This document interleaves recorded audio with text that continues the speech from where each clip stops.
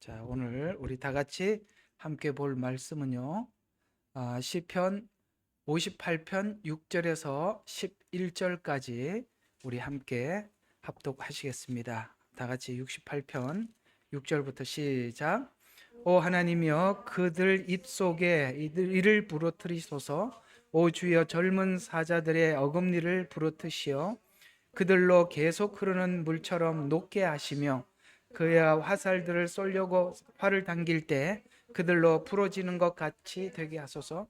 달팽이가 녹듯이 그들 모두 없어지게 하시며 여인에게서 유산된 아기가 햇빛을 보지 못하는 것 같게 하소서.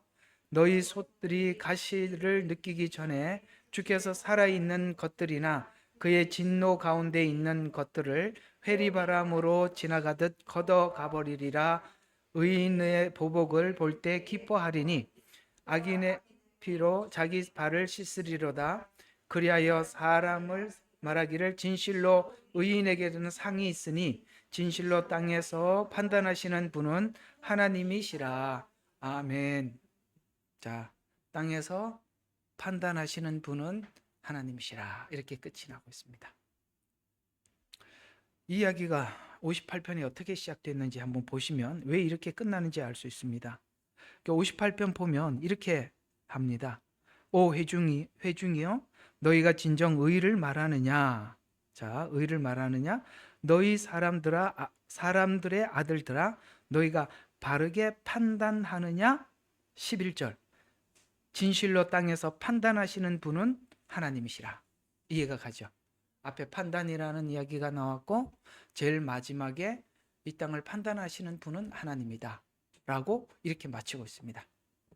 우리는 이제 우리가 판단하는 곳을 우리는 정치계에서 사법부라 이렇게 이야기를 합니다. 사사라는 말도 본래는 재판관이라는 뜻이죠.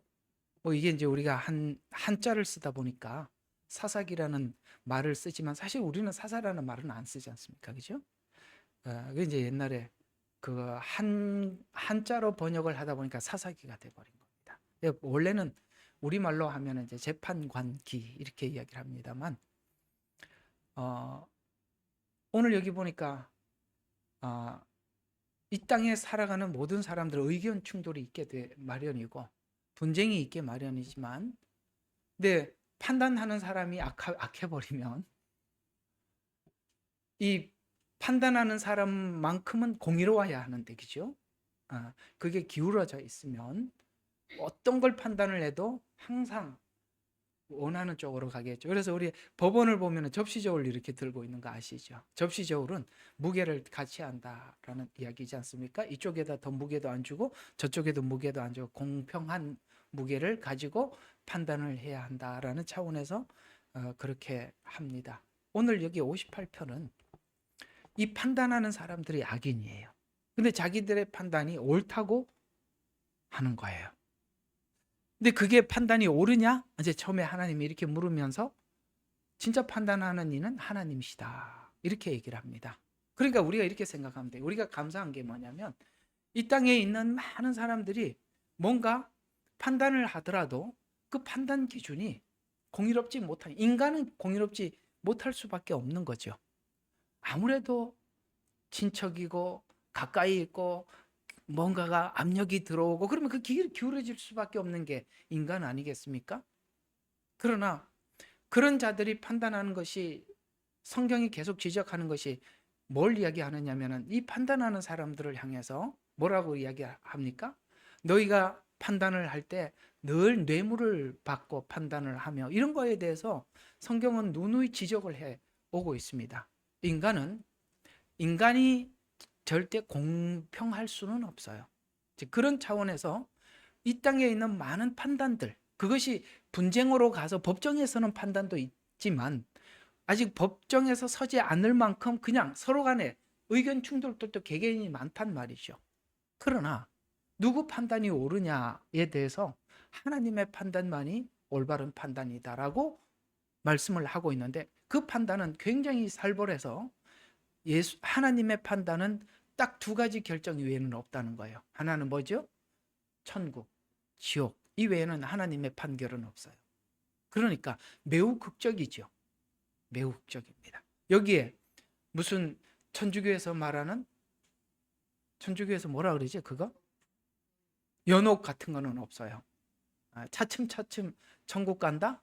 그런 거는 없습니다. 하나님이 판단하면 모든 판단은 그걸로 결정이 나는 거고 거기에 더하지도 빼지도 못하게 되는 것이겠죠.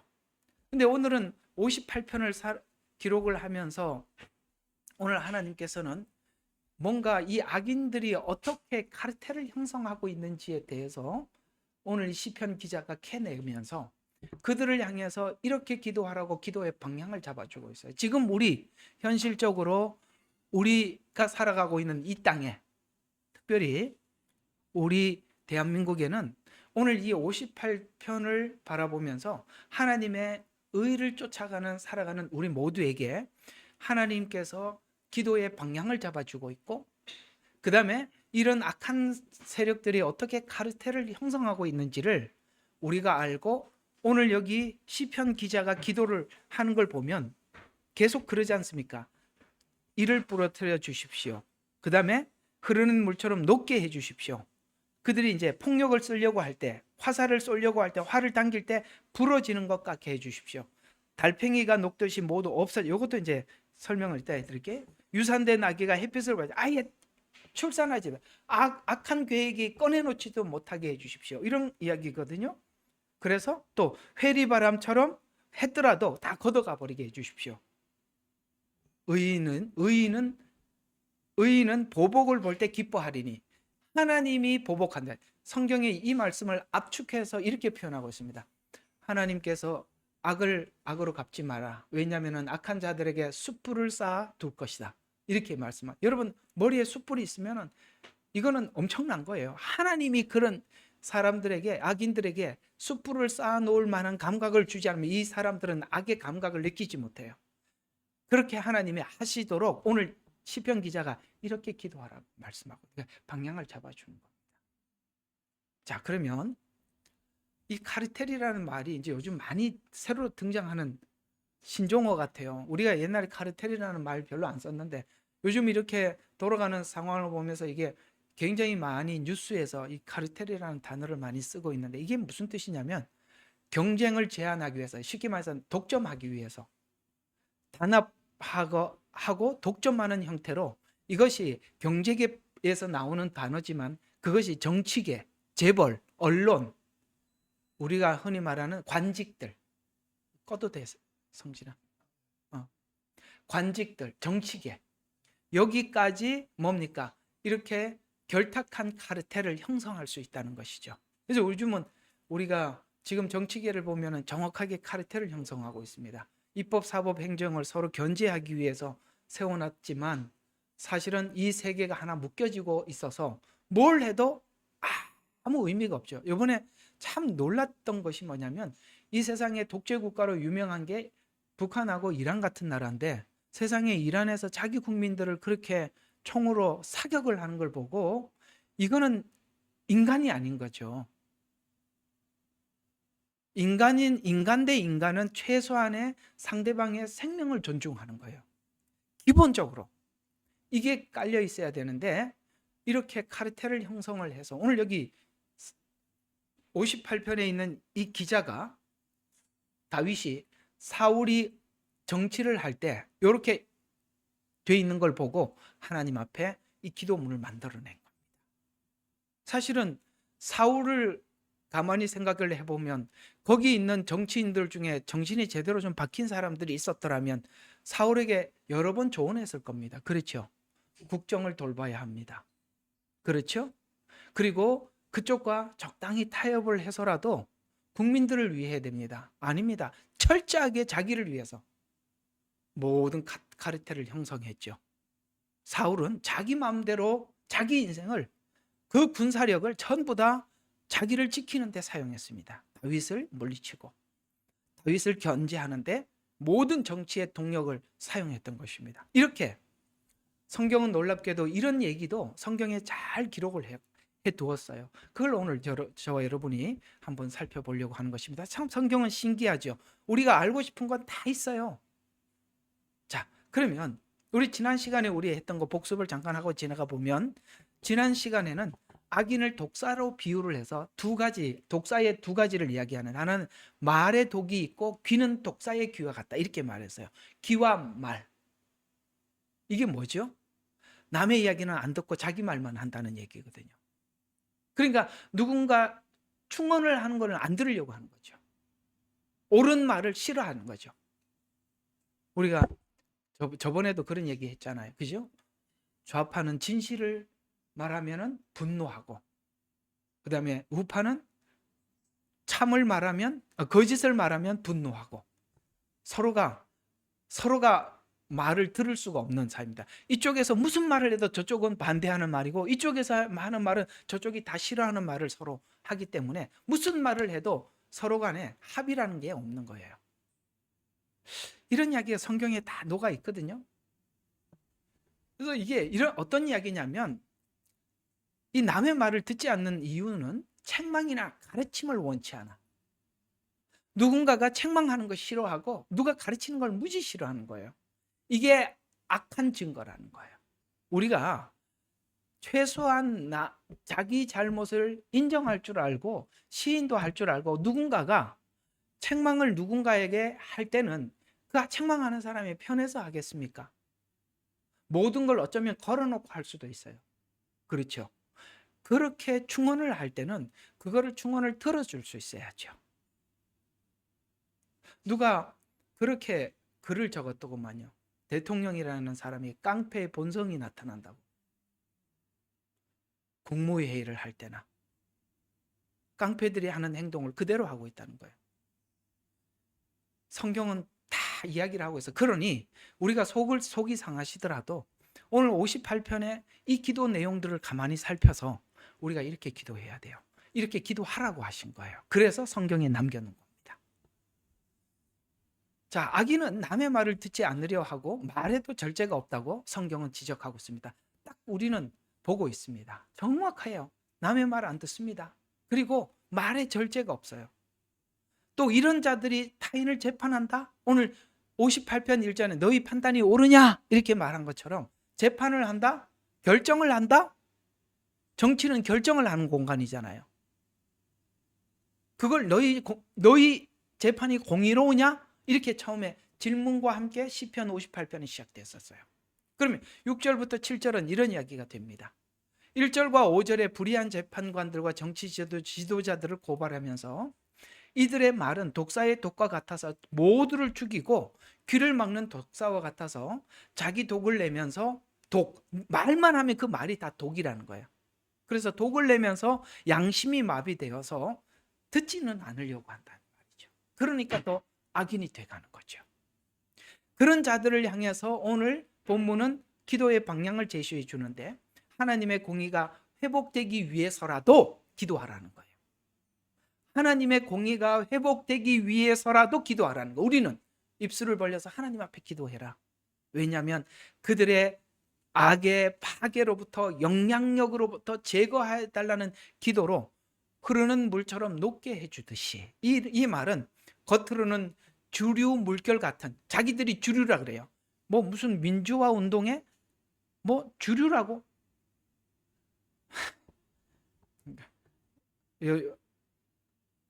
저기 그 누구예요? 저기 이해찬이 죽었잖아요. 세상에 그걸 무슨 국빈장을 치란. 야, 기가 막히죠? 여기 보면 겉으로는 주류 같은 물결 같이 보이지만 자기들이 민주화 주체라는 거예요. 영향을 끼치지만 이렇게 기도하래요. 하나님의 손이 닿으면 녹듯이 순간에 사라지게 만들어 기도해라. 이들의 악한 영향력을 계속 보고 있는 것은 마치 하나님을 욕되게 하는 현실을 보고 견딜 수 없는 현장에 우리 성도들이 하나님 앞에 이렇게 기도하라는 거예요. 하나님의 가슴을 가지고. 그러기에 또 이렇게 기도하래. 그들의 어금니를 부려뜨려 주세요. 여러분, 사자들의 어금니는 만나는 자마다 다 뭡니까? 상해를 입히잖아요. 그런 것처럼 그 어금니를 부러뜨려 주십시오. 여러분, 사자의 힘은 어금니에 있습니다. 그렇죠? 이가 어금니가 없으면 그는 아무 그게 없어요. 그래서 어떤 짐승은 뿔이 있고 어떤 짐승은 어금니가 있어요. 그 뿔이 자기 힘이든지 아니면은 이가 힘이든지, 그러나 사자는 어금니에 힘이 있단 말이에요. 근데 오늘 어떻게 기도하라고요? 부러뜨려 달라고 기도하래요. 악이 제거되기 위해 기도하는 이유는 세상의 최종 통치자인 하나님의 통치 행위, 하나님은 세상을 뭘로 다스려요? 공의와 선으로 통치하기를 원하는 나라임을 공포하기 때문입니다. 라는 기도로 악한 자의 공격과 원수로 공격을 자신의 응징으로, 나에게 하는 응징으로 보지 말고 하나님 나라, 하나님이 만드셨잖아요. 이 하나님 나라의 질서와 회복을 위해서 모든 사람에게 공포가 되는 악의 세력을 직접 처단해서 하나님의 공의가 완성되어 하나님 나라의 기초가, 원래 이 땅을 만드는 하나님의 기초가 공의에 있음을 증거해 달라고, 하나님이 그렇게 이 땅을 세워주셨으니까 그것이 드러나게 해달라고 기도하라는 거예요. 아멘이시죠? 하나님이 통치하는 나라예요. 그 악인이 통치하는 게 아니에요. 하나님의 보좌의 기초는 공의예요. 그 공의가 세워지도록, 모든 사람들에게 알려지도록, 하나님이 지배한다는 것을 알리도록 기도해라 라고 말씀하고 있습니다. 지금은 부분적으로 제어하고 심판하지만 구체적으로 개인의 역사 속에 악인의 괴계가 무너져 내리도록 기도하면서, 교회 안에 또 이 종교 안에도 마찬가지예요. 교회 안에서도 이 왜 정치와 종교를 같이 묶어서 설명을 하느냐면, 요한계시록에 보면 이 둘이 하나가 돼서 사람들을 괴롭혔기 때문에 그렇습니다. 음녀가 있고 짐승이 있는데, 음녀는 종교 세력이고 짐승 세력은 정치 세력이에요. 이 둘이 함께 묶여서 이 사람들을 괴롭히니까, 그래서 이 종교 세력 안에도 그런 게 있단 말이에요. 그래서 종교 세력 안에, 교회 안에 있는 악한 사기꾼들의 거짓 가르침이 드러나기를 기도해라. 나라와 시대마다 하나님의 악의 세력을 제한하셔서 악을 행하는 자가 땅에서 끊어짐을 하나님이 세상 사람들에게 나타내 보이고, 정직한 자가 주님 안에 거함을 증명해 달라는 기도를 하나님 앞에 하라는 것입니다. 그러려면 우리 그리스도인들이 하나님이 주신 지혜를 가져야 이 일을 할 수 있다라고 말씀하고 있어요. 쉽게 말해서 복음이 살아나야, 하나님의 복음이 살아있어야만이 이 일이 활성화된대요. 우리 잠언서 22장 20절과 22절을 보면 이 말씀에 대한 말씀을 오늘 이 잠언서에서 2장 20절과 22절에 보면 이렇게 말씀하고 있습니다. 지혜가 너를 선한 사람들의 길로 향하게 하며 의로운 자들의 길을 지키게 하리니, 이는 정직한 자가 땅에 거할 것이며 온전한 자가 그 안에 남아 있을 것임이라. 그러나 악인은 세상에서 끊어질 것이며 범죄자들은 그로부터 뽑힐 것이라. 아멘. 그렇습니다. 지혜 가진 자가, 지혜가 너를 선한 사람들의 길로 향하게 한다. 지혜. 이건 뭐죠? 하나님의 복음을 아는 지혜입니다. 그래요. 이상하게도 이들이 이 하나님의 지혜를 가진 기독교인들을 왜 싫어하느냐면, 그들이 음흉한 계획을, 우리는 성경을 통해서 정확하게 그들이 뭘 하고 있는지, 그들의 심리가 어떤지 우리는 정확하게 꿰뚫을 수 있는 하나님의 지혜가 있기 때문에 그들의 속셈을 알 수 있는 거예요. 그래서 그렇게 싫어하는 거예요. 있잖아요. 뭔가 악한 사람이 자기 악을 감추려고 그러는데 누가 보기만 하면 다 알아차리면 그 사람 얼마나 믿겠어요. 그래서 그렇게 미워하는 것입니다. 우리가 그러기 위해서는 하나님의 말씀이 살아있어야 한다. 그러기 위해서는 복음이 살아있어야 된다. 이렇게 말씀하고 있는 것입니다. 지금 이제 종교 폐지법이 발의가 되고 이런 게 있으면 기독교인들이 탁 일어나야 되는데, 늘 일어났던 몇몇 사람만 일어나고 큰 교회들은 조용해요. 아무 말하지 않아요. 이게 쉽게 말해서 당신 교회 문을 닫게 만든다고 하는데도 가만히 있어요. 그래서 이 사람들 도대체 누구냐 이거예요. 이해가 안 가잖아요. 예. 자, 그래서 악인의 세력이 약해지려면 하나님의 지혜를 가진 자, 이 복음, 그러니까 진실된 복음을 가진 사람들이 많아져야 하기 때문에 악의 멸망을 위해서 결국 복음이 증거되고 그 복음이 복음답게 증거되고 확장될 때 악의 세력이 약해지고 하나님 나라의 공의와 질서가 세워짐을 보는 것은 완성될 재림을 통해서 하나님께서 심판하시고 공의에 온 세상을 통치할 미래를 바라보면서 이를 부러뜨리고 어금니를 부러뜨려 달라고 그렇게 기도하라는 것입니다. 아시겠죠? 그렇게 기도하래요. 아시겠어요? 또 두 번째 8절에는 달팽이가 녹듯이, 이게 도대체 무슨 말이냐면, 여러분 달팽이가 지나가는 걸 보면 흔적이 남아 있잖아요. 진액이 이렇게 쭉 있습니다. 그래서 지나온 흔적들이 그가 행한 모든 것이 심판이 되게 하라는 거예요. 이해가 가요? 그가 했던 모든 흔적들이 하나님이 이게 그들의 악한 계획이었고 결말이었음을 심판해서 드러내달라는 거예요. 흔적들을 하나 다 심판을 해달라. 그래서 달팽이가 지나온 흔적들이 그가 행한 모든 것의 심판이 되게, 달팽이는 지나가는 만큼 자기 몸에서 액체가 흘러나와서 흔적을 남기지만 움직이는 만큼 자기 몸이 녹아 없어지듯이, 자꾸 이렇게 액을 배출하니까 녹아 없어지듯이 악인이 움직이는 만큼, 말하는 만큼 하나님의 공의의 심판이, 자기가 한 모든 말과 행동이 공의의 심판이 되게 해달라고 기도하는 것입니다. 요번에 2026년 신년회 할 때 우리 목사님들 이 퀴즈가 나왔는데 손을 빨리 들어야 되는데 딴 사람이 맞췄어요. 자, 그래서 심판을 만들어가고 있는 악인은 공의로운 심판을 하나님께서 받게 될 것이기 때문에 그렇게 기도하라는 것입니다. 로마서 2장 5절과 6절에 악인을 향해서 성경은 이렇게 경고했었어요. 내가 쌓은 진노의 날에 하나님의 의로운 심판이 나타나리니, 아까 하나님이 판단한다 그랬잖아요. 심판이 나타나리니 각 사람에게 뭐라고요? 행한 대로 보응하리라. 아멘.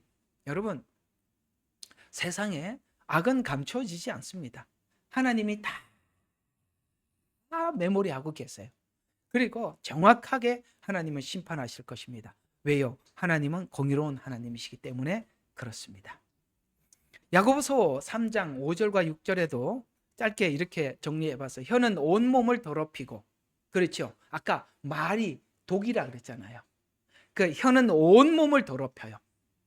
생의 바퀴를 불사른대요. 자기 인생을 완전히 망가뜨린다는 거예요. 무슨 말입니까? 말이 인격, 방향, 결말을 결정하는 거예요. 그래서 이걸 생각해 볼 수 있어야 돼요. 우리가 이 말이라는 것은 모든 말을 굉장히 신중하게 말을 해야 되는 것입니다. 왜냐하면 희한하게도 이 말이라는 것은 내 안에 있는 인격이 나오는 것이기도 하지만, 실수를 해서 말을 해놓으면 이상하게도 우리 마음에 그 말에 내가 책임을 져야 한다는 그런 강박관념이 나를 말한 대로 만들어가게 되는 거예요. 그래서 말이 무서운 거예요. 이해가 가요? 내 마음은 그러고 싶지 않아. 근데 내가 말을 했기 때문에 그렇게 사는 거예요. 그래서 말을 함부로 하면 안 되는 거야. 그래서 항상 말을 할 때는 제발 제가 부탁을 드리는데 한 두 번만 생각을 하고 말을 하세요. 한 두 박자만 느리게 하면 여러분들의 말이 생명의 말이 나올 거예요. 아니면 말을 하지 말아야 할 말들을 안 하게 되는 게 반 이상이 될걸요. 맞나요?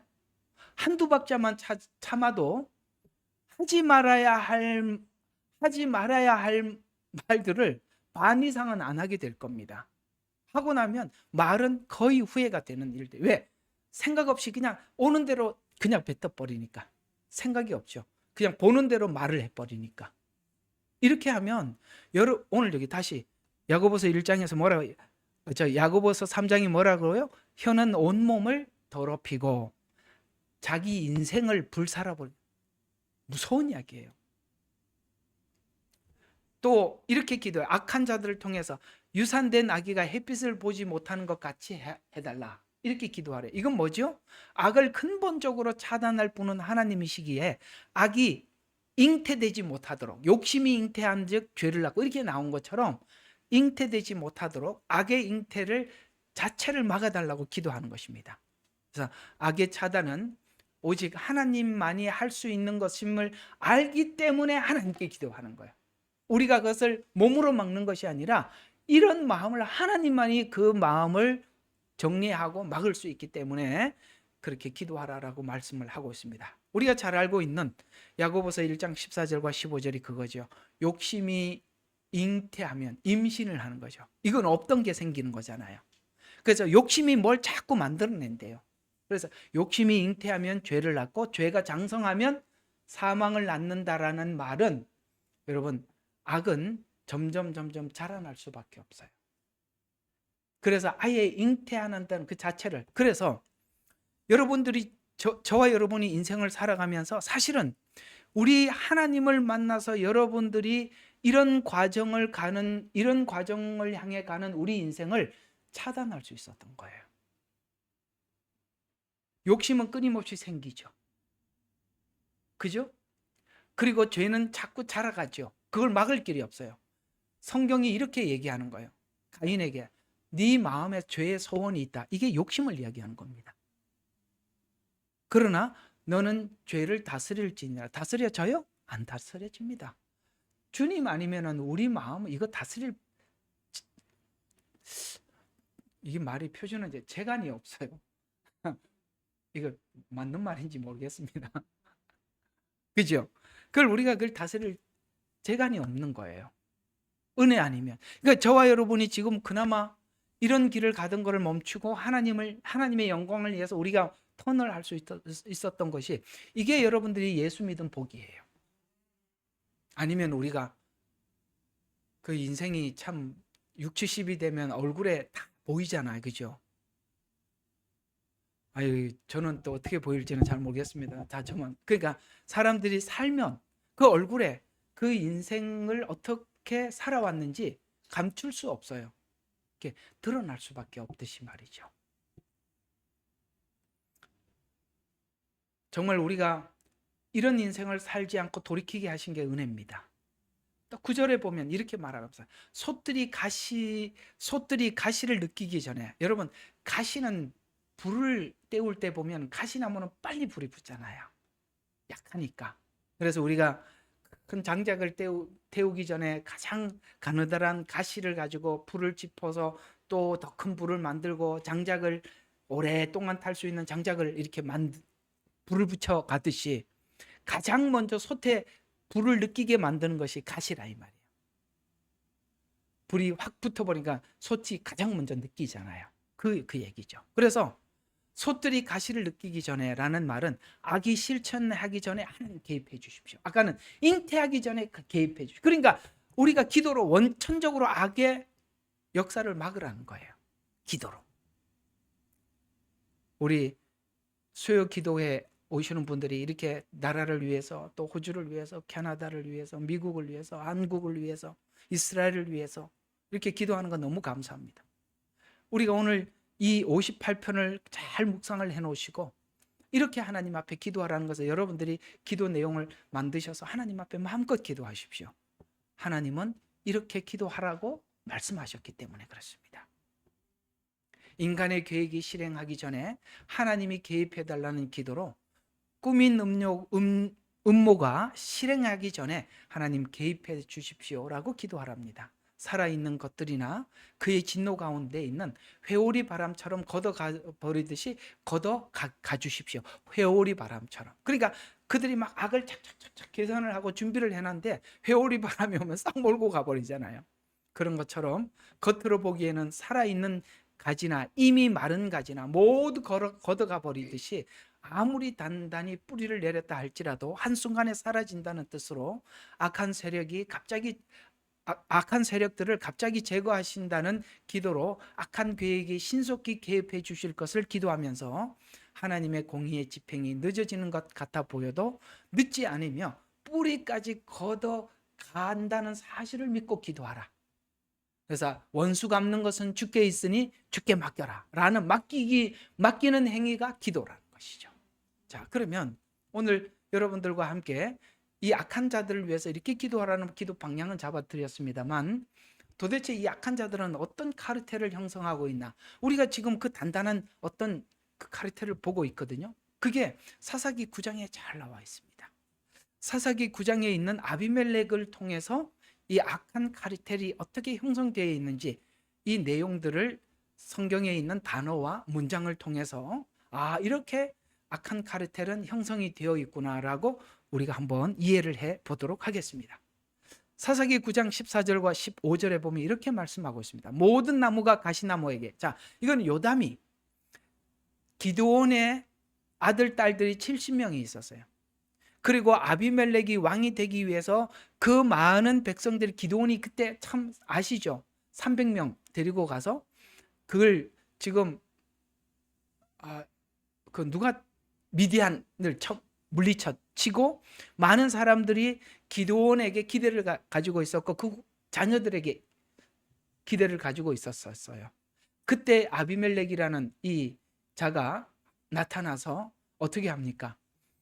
그 기드온의 70 자녀들을 다 한 반석 위에 죽이고 겨우 요담 하나가 살아서 숲에 가서 나무 아래 서서 외쳤던 말이 이 9장의 이야기인데, 요담이 본 악의 카르텔을 지금 많은 이 숲에다가 읊었던 내용을 그대로 기록한 게 9장 이야기예요. 그러면 요담이 본 악의 카르텔을 이렇게 설명하고 있어요. 모든 나무가 가시나무에게 이르되 너는 와서 우리를 다스리라 라고 했어요. 그때 새 나무가 거절을 했었어요.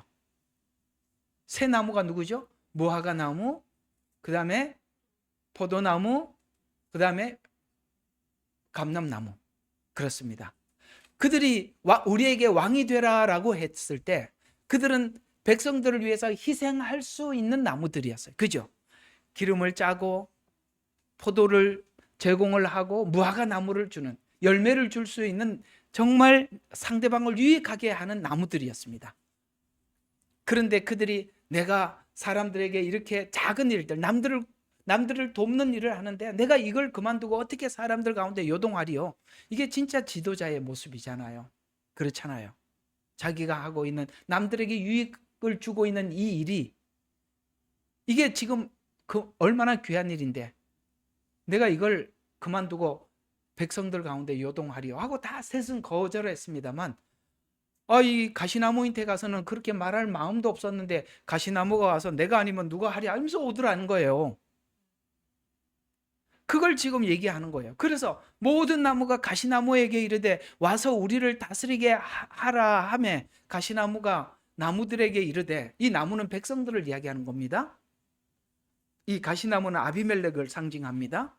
만일 참으로 나를 왕으로 삼겠거든 와서 내 그물, 여러분 가시나무 그늘에 누가 피해요? 내 그늘에 피하라 라고 하면서, 그러나 그렇지 아니하면, 보세요, 자발적으로 안 가니까 불이 나와서 사르리라 이렇게 하니까 가시에 찔려도 그 밑에 들어갈 수밖에 없는 거예요. 약한 통치자가 그렇다라는 거예요. 그래서 나와 레바논의 백향목들을, 여러분 백향목은 나무 중에 나무잖아요. 그 나무도 태워버리겠다라는 거예요.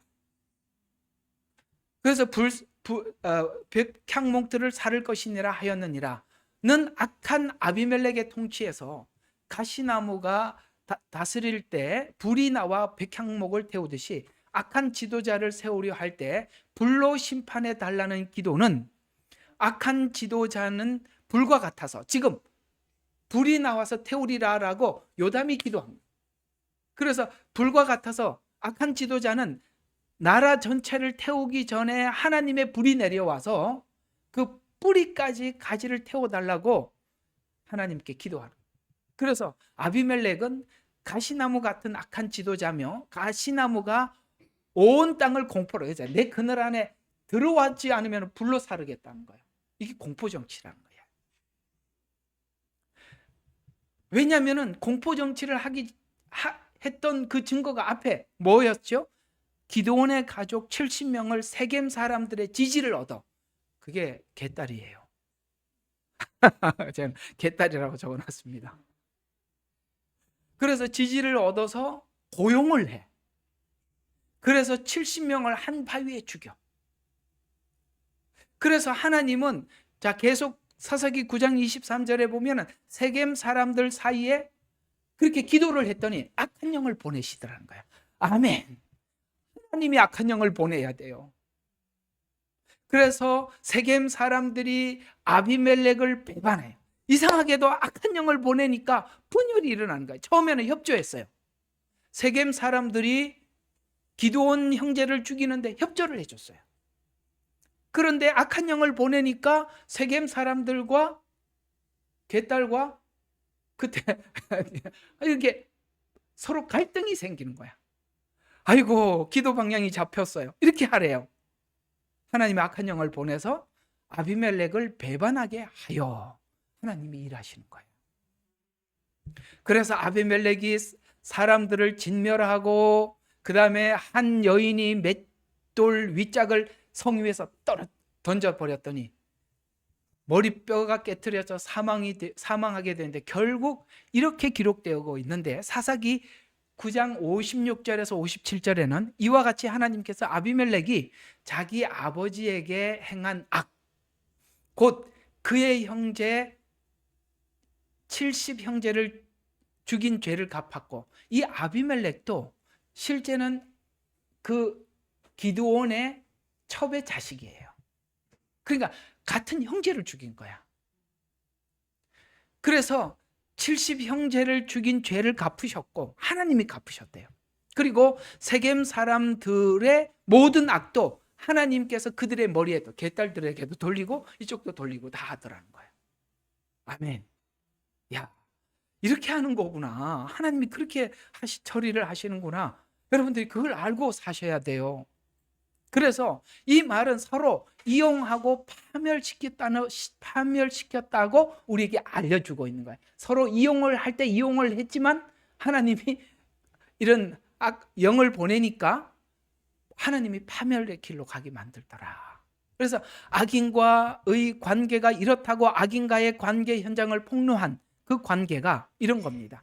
기드온이 첩을 얻어서 낳은 아들 아비멜렉을 세겜 사람들은 같은 혈육이니 뭔가 동질 찾아내는 거죠. 예를 들어서 우리는 주사파다 이런 동질, 혈육은 그런 의미예요. 이해가 가요? 같은 이상을 가졌다, 같은 목적을 가졌다, 이런 뭔가 공통분모들을 찾아서, 그러니까 우리는 같은 혈육이니 이렇게 해서 모았대요. 그리고 우리를 다스리게 하자 하고 왕을 세워놓고, 이 사람들이 왕을 세웠대요. 왕이 된 게 아니라 이 사람들이 왕을 세웠대요. 이상하죠? 지금 다 그림이 다 이해가 되죠? 이 사람들이 왕을 만들었대요. 세워놓고 바알브릿의 신전 은 70개를 돈을 줘서, 오케이? 신전에 있는 돈을 가지고 줘서 살인자를 고용을 해. 실제는 그 사람들은 뒤에서 이득, 카르텔이 형성되어 있다는 거예요. 돈을 줘서 고용해서 그 돈으로 자기 형제 70명을 죽여 왕이 되어서 자기에게 돌아갈 이익 때문에, 아시겠어요? 그들이 받을 이익 때문에 왕을 세워놓고 동조하게 만들었지만 우리가 그게 다 보이잖아요. 아비멜렉은 3년을 통치한 후에 그들 사이에 하나님의 불화의 영을 보내서 세겜이 아비멜렉을 몰래 배반하게, 서로 간에 싸우는 거예요. 요즘 이렇게 그런 조짐이 보여서 행복해요. 그죠? 중국에도 보이고 우리나라에도 보여요. 자기들끼리 싸우기 시작했어요. 그래서 불화의 영을 보내 세겜이 아비멜렉을 몰래 배반하게 하여 부하를 습격해서 세겜 성은 아비멜렉의 진노로 불타고, 이해가 가죠? 이쪽이 배반했던 소식을 듣고 세겜 사람들을 분노해서 아비멜렉이 분노해서 세겜 성을 불태웠어요. 거기 1000명이 죽습니다. 성 안에 있는 사람들은 탑 안에 피했다가 불에 타 죽어요. 나중에 아비멜렉은 하나님이 아까 여인의 맷돌에 맞아서 두개골이 깨어져서 죽게 함으로써 하나님께서 칼로 나를, 이제 아비멜렉이 그랬죠. 여인의 맷돌에 죽었다는 게 죽음도 수치스러운 거니까 그 소문 안 나게 하기 위해서 칼로 죽여달라. 사울이 했던 거하고 똑같은 이야기잖아요. 찔러달라고 부탁해서 죽었듯이 오늘 요담이 이렇게 기도했던 기도가 그대로 응답되어서 불이 가시나무에 나와서 백향목을 태운 후 자신도 불달라버린 그대로 요담이 기도한 그대로 응답하듯이 악한 자들이 악한 세력을 세울 때는 서로 굉장히 협력해 보이는 것 같아 보여도 하나님은 그들 가운데 내분을 일으켜서 스스로 무너지게 하듯 가시나무와 같은 연합은 결코 오래가지 못하고 하나님의 공의로 불타 없어질 것이다 라고 우리에게 말씀해 주고 있는 것이죠. 그래서 우리는 오늘 이 요담의 메시지를 통해서 우리가 이해할 수 있는 것은 우리가 정리를 한번 해볼 필요가 있어요. 사사기 9장 1절과 4절에 보면 그가 어머니의 형제들에게 말하여 이르되 너희는 나의 형제들아. 아까 말했죠? 공동적인 목적. 바알불레셋 신전에서 종교적 힘. 항상 종교인들이 앞에 나가서 선동을 하는 거예요. 이게 요한계시록에도 요 구조가 똑같이 나와요. 그러니까 이게 나는 참 이 사람들이 성경을 모르고 아마 이렇게 하겠지만 이게 하는 짓이요. 성경을 보면 악한 자들이 했던 방법을 그대로 동원을 하는 거 보면 피를 거기서 받은 거예요. 왜? 성경에 딱 나와 있잖아. 요렇게 악은 요렇게 만나고 요렇게 형성이 되고 요런 짓을 하고 요렇게 망한다고 하나님이 세트를 딱 짜놨잖아요. 그러니까 요게 요 형태가 구약 성경 내내 동일해요. 그리고 요한계시록에도 똑같아요. 지금 현실에도 똑같아요. 이건 뭘 이야기하냐면 악한 자들은 이런 방식으로 일하는 게 하나님이 정확히 알고 우리에게 기록을 남겨주신 거예요. 우리는 그게 보이잖아요. 그들이 성경을 연구해서 이렇게 짜는 게 아니라 사단이 피를 주는 방법을 우리가 알고 있으니까 그 사단이 주는 피를 그대로 받아서 하는구나. 이 사람들은 성경을 알고 그렇게 하는 게 아니야. 왜냐하면 사단이 하는 방식을 우리에게 말해줬고 그들은 사단이 하는 방식 그대로 한다는 것은 거기서 뭔가 영감을 받아서 짜고 있다. 똑같은 이야기예요. 그래서 우리가 이거는 악의 카르텔이다. 금방 아는 겁니다. 신기하죠? 이게 지혜예요. 성경을 아는 지혜를 가진 사람 모든 것에 탁월한 분별력이 있고 분석력이 있는 거예요. 성경이 그런 걸 제공해 주시는 것입니다. 그래서 은 70개, 돈, 항상 돈이에요. 그죠? 그래서 은으로 방탕하게 만들어. 거기에 중독되게, 뭔가에 중독돼. 이 돈을 계속 공급해주지 않으면 얘가 살 수 없는 뭔가를 거기 취하게 만드는 거예요. 이해가 가요? 네. 그게 계속 오지 않으면 마치 모든 것을 잃는 것처럼. 그래서 그걸 해서 끊임없이 그들을 사용하는 거예요. 지금 이 구조를 그대로 설명해 주고 있어요. 은 70개를 주어 은으로 방탕하게 만들어.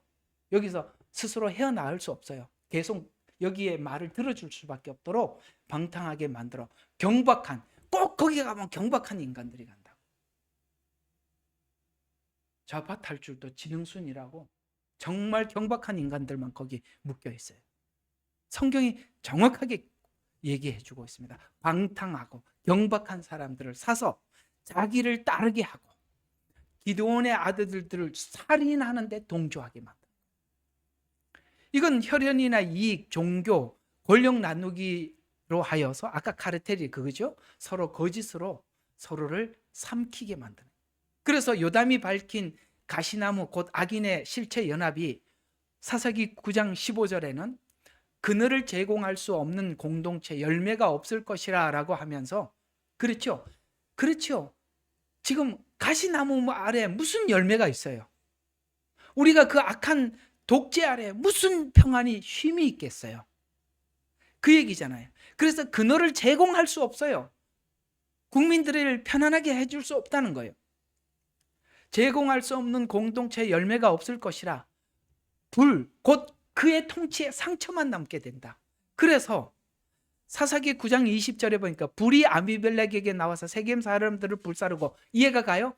이 폭력은 폭력을 낳는다는 얘기예요. 그래서 불사르고 세겜 사람들이 나와서 아비멜렉을 불사르듯이 쌍방이 파괴하는 구조가 악의 카르텔이에요. 쌍방이 파괴되는 구조가 악의 카르텔이에요. 그래서 하나님께서 영을 보내서 불하게 유도하셔서 스스로 무너지게 만들더라. 아멘. 야, 이제 기도 방향이 잡혔어요.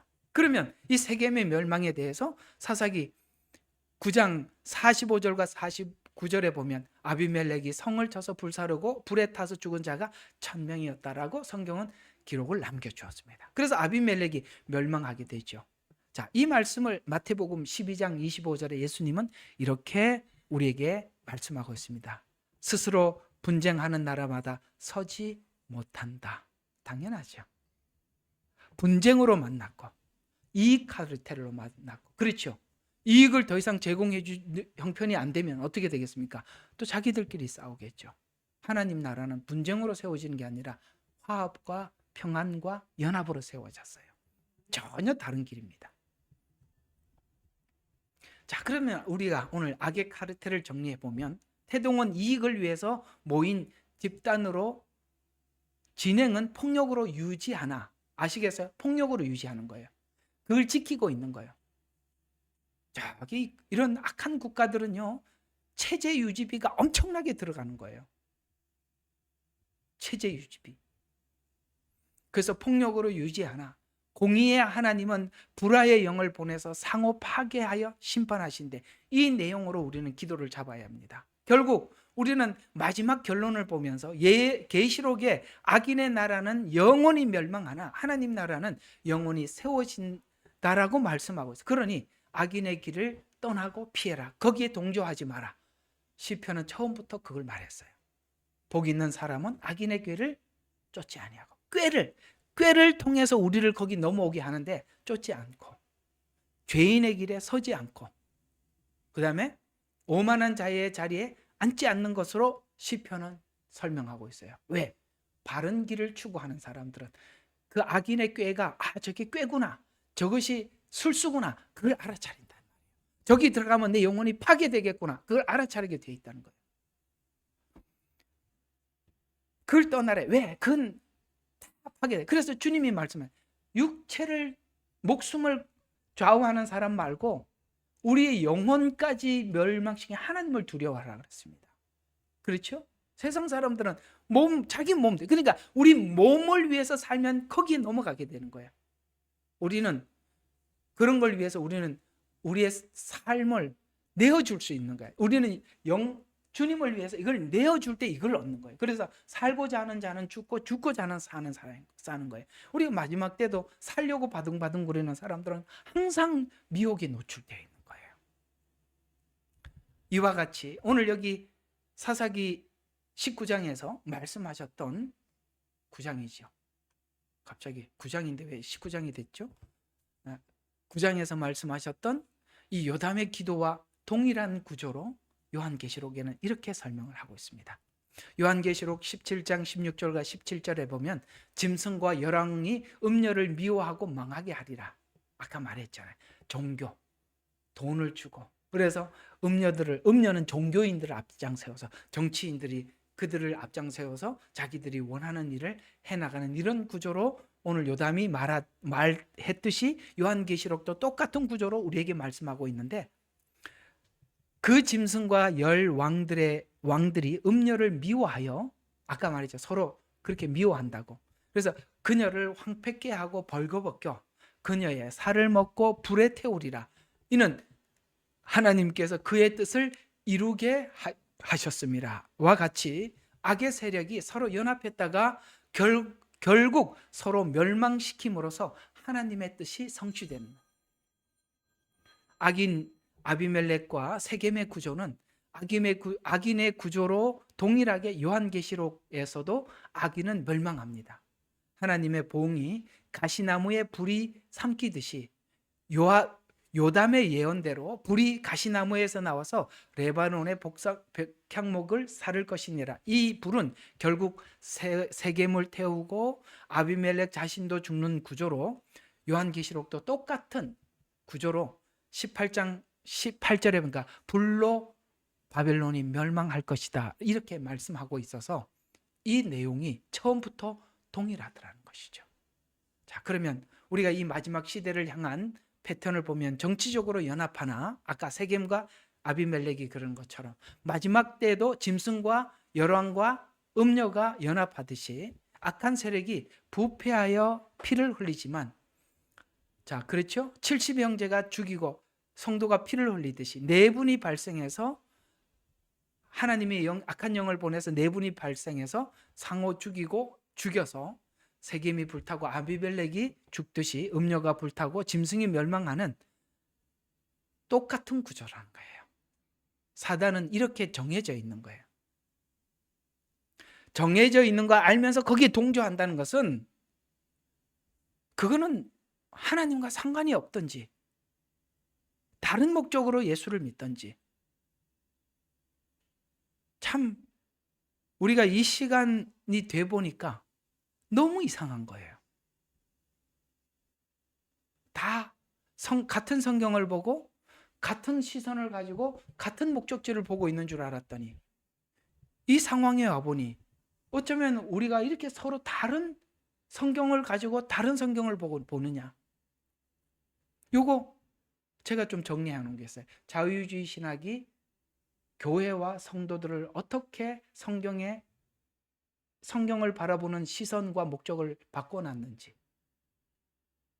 자유주의 신학은 기본적으로 우리가 말하는 하나님 나라와 그들이 말하는 하나님 나라는, 우리는 예수 그리스도께서 이 땅에 오셔서 만들어질 하나님 나라를 보고 있고, 이 사람들은 뭐라고 이야기냐면 추상적이고 보이지 않는 하나님 나라를 보이는 하나님 나라로 바꿔야 된다는 거야.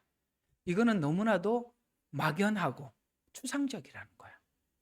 하나님이 복음의 문을 아브라함처럼 믿음의 눈을 열어주지 않으면 이 사람들의 말이 훨씬 이론적으로 맞아요. 맞아, 안 맞아요? 이게 하나님이 우리에게 믿음을 하나님 방식으로 넣어주지 않으면요, 이 사람들의 말이 정확하게 맞아 보여요. 정말 답답해. 우리가 답답해 보이는 거예요. 제가 이어령 교수님 이야기 한번 했잖아요. 너 같은 지식인이 어떻게 보이지 않는 하나님을 믿는다고 하냐, 앞으로 나하고 친구하지 말자. 이렇게 친구들인데 그렇게 모욕을 당했다는 거예요. 왜? 똑똑한 사람이, 이 지식인이 어떻게 안 보이는 걸 믿는다고 하냐 이거지. 저는 참 공부 많이 하신 분들이 예수 믿는 거 참 존경합니다. 그거는 구조적으로 어려운 거예요.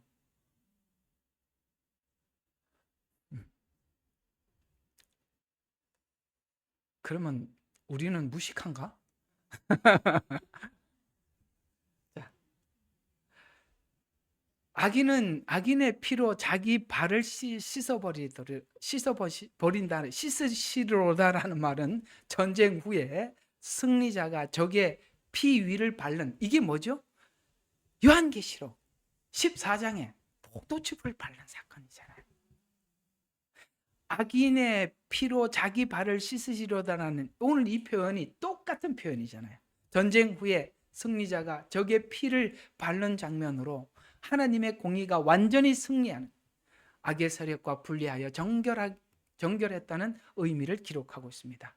그래서 요한계시록 14장 19절과 20절이 이 말을 그대로 표현해서 천사가 낫을 휘둘러 포도송이, 이거 악인들을 이야기하는 겁니다. 거두어 포도주 틀에 던져서 성에 밟히는 피가 틀에서 나와 말들의 굴레까지 닿기까지 1600 스타디온에 퍼졌다라고 말씀하고 있습니다. 이건 뭐 나중에 합시다. 시간이 그래요.